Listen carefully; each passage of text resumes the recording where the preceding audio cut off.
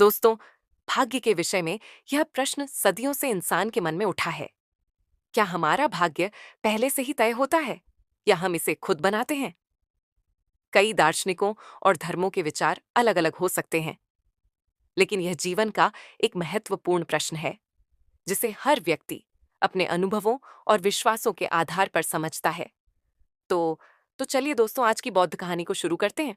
पर दोस्तों, वीडियो में आगे बढ़ने से पहले, यदि आप भी भगवान गौतम बुद्ध के सच्चे भक्त हैं, तो इस वीडियो को लाइक करके कमेंट बॉक्स में नमो बुद्धाय जरूर लिख देना।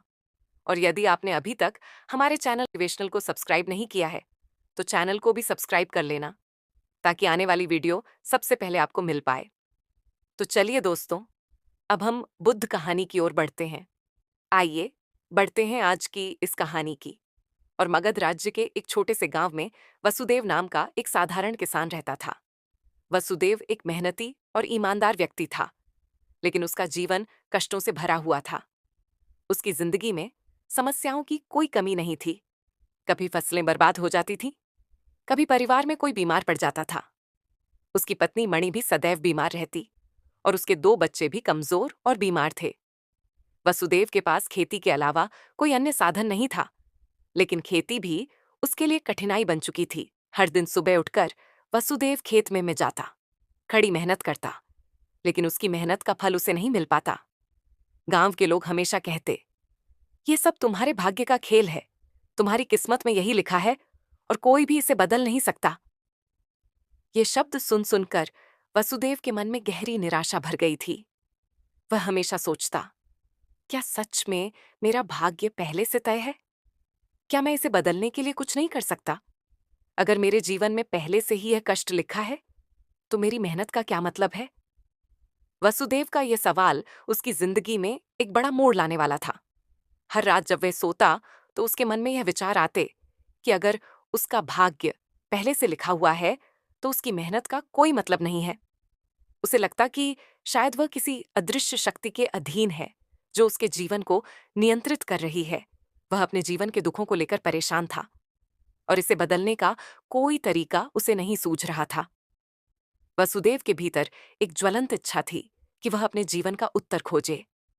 उसने सुना था कि भगवान बुद्ध महान ज्ञान के स्वामी हैं और वे इस तरह के सवालों के उत्तर दे सकते हैं। गांव के एक बुजुर्ग ने उसे बताया था कि बुद्ध इन दिनों पास के जंगल में तपस्या कर रहे हैं और लोगों को उनके जीवन के जटिल सवालों का समाधान दे रहे हैं। वसुदेव ने अपनी पत्नी मणि से कहा, मैं भगवान बुद्ध से मिलना चाहता हूं। मैं जानना चाहता हूं कि क्या मेरा भाग्य पहले से तय है या मैं इसे बदल सकता हूं। मणि ने भी उसे समर्थन दिया, क्योंकि वह जानती थी कि वसुदेव इस सवाल को लेकर अत्यधिक चिंतित था और इसका उत्तर उसे मानसिक शांति प्रदान कर सकता है। अगली सुबह वसुदेव ने यात्रा पर निकलने का निर्णय लिया। उसने अपने खेतों और परिवार की जिम्मेदारी कुछ दिनों के लिए गांव के एक विश्वसनीय मित्र को सौंप दी और बुद्ध की ओर चल पड़ा। उसकी यात्रा लंबी और कठिन थी, लेकिन उसके मन में यह दृढ़ संकल्प था कि वह अपने सवाल का उत्तर पाएगा। वसुदेव की यह यात्रा सरल नहीं थी। उसे कई जंगलों, नदियों और पहाड़ों को पार करना पड़ा। कभी कभी उसे भूखा रहना पड़ता, तो कभी रात को ठंड से कांपते हुए सोना पड़ता। रास्ते में कई बार उसे ऐसा लगा कि वह इस यात्रा को छोड़ दे और वापस लौट जाए, लेकिन उसका मन बार बार उसे प्रेरित करता कि वह अपने सवाल का उत्तर पाए बिना नहीं लौटेगा। एक दिन जब वह एक बड़े जंगल से गुजर रहा था, तब उसे एक बूढ़े साधु मिले। साधु ने उसे भोजन दिया और उसके साथ कुछ समय बिताया। साधु ने वसुदेव से उसकी यात्रा का उद्देश्य पूछा। वसुदेव ने साधु को अपनी परेशानी और सवाल के बारे में बताया। साधु ने उसकी बात सुनकर कहा, तुम सही रास्ते पर हो पुत्र। भगवान बुद्ध ही तुम्हें इसका उत्तर दे सकते हैं, लेकिन याद रखना, उत्तर तुम में ही है। बुद्ध तुम्हें केवल मार्ग दिखा सकते हैं। कई दिनों की यात्रा के बाद वसुदेव अंततः बुद्ध के आश्रम पहुंचा।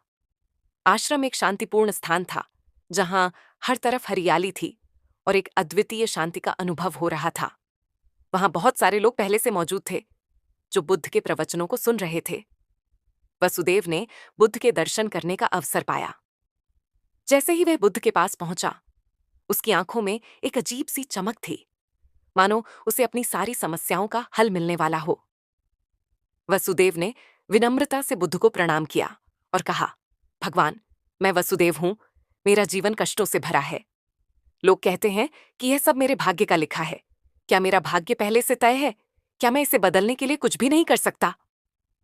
बुद्ध ने शांत स्वर में कहा, वसुदेव, तुम्हारा सवाल गहरा है और इसका उत्तर तुम्हारे भीतर ही छिपा है, लेकिन मैं तुम्हें एक कहानी सुनाता हूं जो तुम्हारे सवाल का उत्तर देगी। बुद्ध ने वसुदेव को एक सरल लेकिन गहरे अर्थ वाली कहानी सुनाई। उन्होंने कहा, वसुदेव, मान लो कि तुमने एक बीज बोया है। अब यह बीज एक पौधा बनेगा और फिर एक बड़ा वृक्ष। लेकिन यह वृक्ष कैसा होगा, यह इस बात पर निर्भर करता है कि उसे कितना पानी, सूरज की रोशनी और देखभाल मिलती है। अगर बीज को सही समय पर पानी मिलता है तो वह मजबूत वृक्ष बनेगा, अगर नहीं तो वह सूख जाएगा। तुम्हारा भाग्य भी इसी तरह से काम करता है। तुम्हारे पूर्व जन्मों के कर्म बीज के समान है और तुम्हारे वर्तमान कर्म उसे पानी और पोषण देने वाले तत्व हैं। वसुदेव ने बुद्ध की इस कहानी को ध्यान से सुना, लेकिन वह अब भी अपने सवाल का पूरा उत्तर नहीं पा सका था। उसने सोचा कि क्या उसके कर्म वास्तव में उसका भाग्य बदल सकते हैं। वसुदेव के सवाल के उत्तर को और अधिक स्पष्ट करते हुए बुद्ध ने कहा, भाग्य और कर्म एक दूसरे से जुड़े हुए हैं। भाग्य वह है जो तुम्हारे पिछले कर्मों का परिणाम है, लेकिन याद रखना, यह पत्थर की लकीर नहीं है। तुम्हारे वर्तमान कर्म तुम्हारे भविष्य का निर्माण कर सकते हैं। अगर तुम सही दिशा में कर्म करोगे तो तुम्हारे जीवन में बदलाव अवश्य आएगा। बुद्ध ने एक और उदाहरण दिया। मान लो कि तुम्हारे पास एक नाव है और वह नाव नदी की धारा में बह रही है। तुम्हारा भाग्य उस धारा के समान है जो तुम्हें एक दिशा में ले जा रही है, लेकिन तुम्हारे पास चप्पू है और तुम्हारे कर्म वे चप्पू हैं जो तुम्हें धारा के विपरीत दिशा में भी ले जा सकते हैं। वसुदेव अब कुछ हद तक समझ चुका था कि कर्म और भाग्य कैसे आपस में जुड़े हुए हैं, लेकिन उसके मन में अब एक और सवाल उभर रहा था। उसने बुद्ध से पूछा, भगवान, अगर कर्म ही हमारा भाग्य बनाते हैं तो क्या इसका मतलब यह है कि जो भी मेरे साथ अभी हो रहा है वह मेरे पूर्व कर्मों का ही फल है? और अगर मैं आज से अच्छे कर्म करना शुरू कर दूं तो क्या इससे मेरा भाग्य तुरंत बदल जाएगा? बुद्ध मुस्कुराए और उत्तर दिया, वसुदेव, यह महत्वपूर्ण है कि तुम वर्तमान के महत्व को समझो। तुम्हारा वर्तमान कर्म तुम्हारे भविष्य को गढ़ता है, लेकिन यह प्रक्रिया धीरे धीरे होती है। जैसे एक बीज से वृक्ष बनने में समय लगता है, तुम्हारे पिछले कर्मों के परिणाम को बदलने के लिए धैर्य और निरंतरता की आवश्यकता होती है। यह मत सोचो कि तुम्हारे जीवन में बदलाव तुरंत आ जाएगा। सही कर्म करने से जीवन की दिशा अवश्य बदलती है, लेकिन उसका फल धीरे धीरे आता है। फिर बुद्ध ने एक और कहानी सुनाई। एक किसान ने अपने खेत में बीज बोए। पहले साल बारिश न होने के कारण फसलें नहीं उग पाई। किसान निराश हो गया और सोचा कि यह उसका भाग्य है, लेकिन उसने हार नहीं मानी। अगले साल उसने फिर से बीज बोए और इस बार बारिश सही समय पर हुई। उसकी मेहनत रंग लाई और उसे अच्छी फसल मिली। किसान का यह अनुभव दिखाता है कि कर्म लगातार करना होता है, भले ही उसका फल तुरंत ना मिले। वसुदेव के मन में अब भी यह सवाल बना हुआ था कि क्या अतीत के कर्मों को पूरी तरह से बदला जा सकता है? उसने बुद्ध से कहा, भगवान, अगर मेरे पिछले कर्म ही मेरे वर्तमान दुखों का कारण है, तो क्या मैं उन्हें पूरी तरह से बदल सकता हूं? या क्या मुझे केवल अपने वर्तमान और भविष्य पर ध्यान केंद्रित करना चाहिए? बुद्ध ने गहरी सांस ली और कहा, वसुदेव, अतीत को बदलना संभव नहीं है। जो हो चुका है वह हो चुका है, लेकिन अतीत को स्वीकार करके ही तुम वर्तमान को सही दिशा में ले जा सकते हो। तुम्हारे वर्तमान कर्म ही तुम्हारे भविष्य का निर्माण करेंगे। अगर तुम अपने अतीत को छोड़कर वर्तमान पर ध्यान केंद्रित करोगे तो तुम्हारा जीवन धीरे धीरे बदलने लगेगा। बुद्ध ने यह भी कहा, अतीत का बोझ उठाने से तुम आगे नहीं बढ़ पाओगे। उसे स्वीकार करो, उससे सीखो और आगे बढ़ो। अपने वर्तमान को अच्छे कर्मों से भर दो और भविष्य तुम्हारा होगा। बुद्ध ने वसुदेव को एक और उदाहरण दिया। एक समय की बात है, एक राजा अपने राज्य में बहुत खुशहाल जीवन जी रहा था, लेकिन एक दिन उसे पता चला कि राज्य में एक गरीब ब्राह्मण है जो बहुत कष्ट में जी रहा है। राजा ने उसे अपने दरबार में बुलाया और पूछा, तुम इतने कष्ट में क्यों हो? ब्राह्मण ने उत्तर दिया, राजा, यह है मेरे भाग्य का खेल है। मैं कितना भी परिश्रम करूं, लेकिन मेरा भाग्य मुझे इस गरीबी से बाहर नहीं निकलने देता।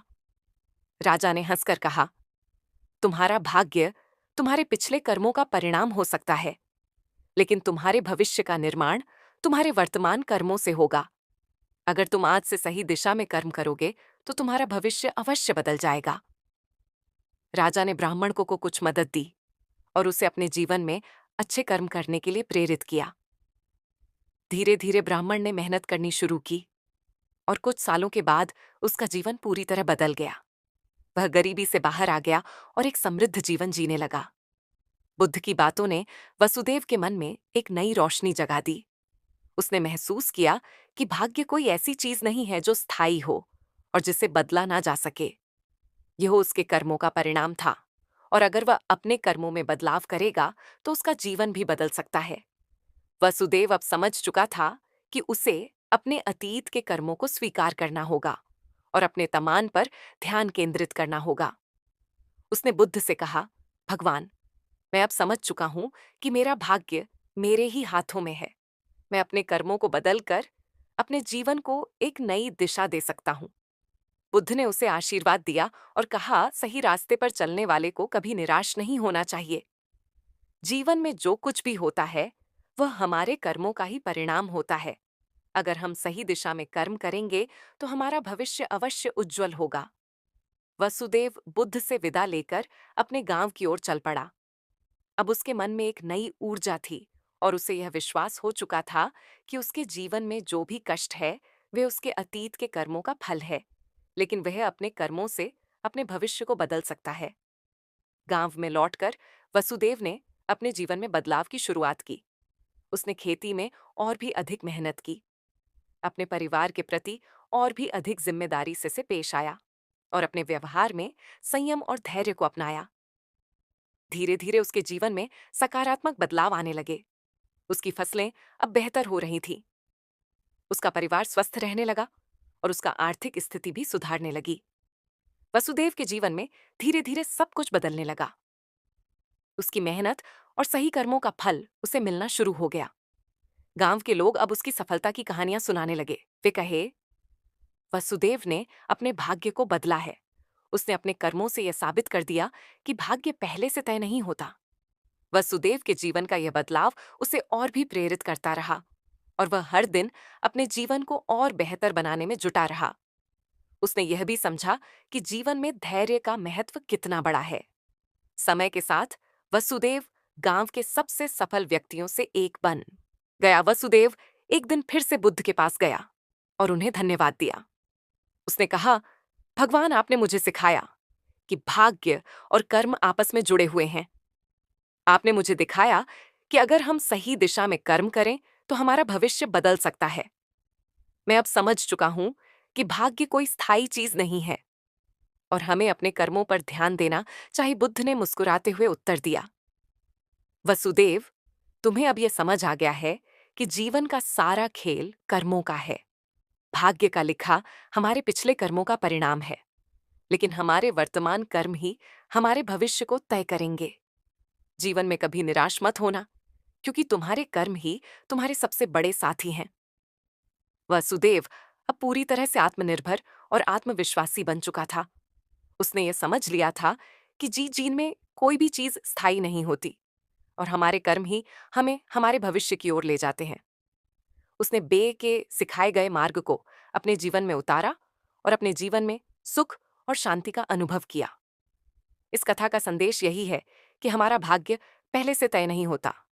हमारे कर्म ही हमारे भविष्य का निर्माण करते हैं, और अगर हम सही दिशा में कर्म करेंगे तो हम अपने जीवन में सुख और समृद्धि प्राप्त कर सकते हैं। जीवन में कभी हार ना माने, क्योंकि आपके कर्म ही आपके भाग्य को बदल उतारा और अपने जीवन में सुख और शांति का अनुभव किया। इस कथा का संदेश यही है कि हमारा भाग्य पहले से तय नहीं होता। हमारे कर्म ही हमारे भविष्य का निर्माण करते हैं, और अगर हम सही दिशा में कर्म करेंगे तो हम अपने जीवन में सुख और समृद्धि प्राप्त कर सकते हैं।